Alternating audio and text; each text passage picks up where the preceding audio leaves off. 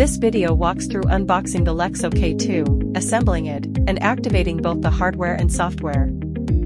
Inside the box, you'll find the Lixel K2, its accessories, and the user manual.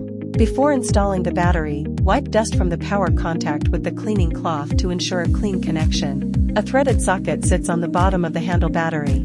Align it with the control point base and tighten the screw. Press the latch and slide the battery into the base until seated. Release the latch and confirm the battery is locked. Setup is complete. For first-time use, hold the power button for 4 seconds to power on. The device is ready when the indicator turns solid yellow. Enable Wi-Fi and Bluetooth on your phone, launch the Lixel Go app, and sign in. Tap the wireless mode button at the bottom of the app.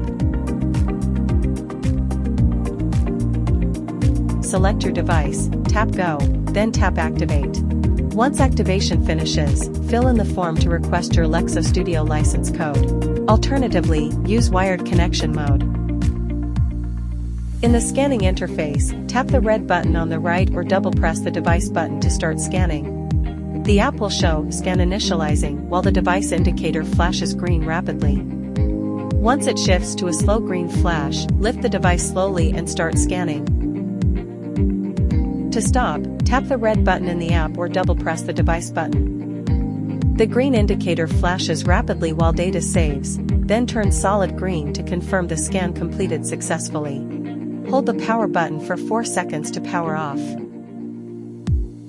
After scanning, connect the device to your computer using the included USB-C cable.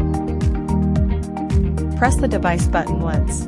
When the indicator turns white, press it again to enter USB drive mode. The indicator turns solid blue. You can now copy the captured data to your computer. Use the charging cable included in the box. Connect the charging adapter to the battery to start charging. Open Lixel Studio and click Go to Settings in the top left corner. Click License Activation and enter your code to complete activation.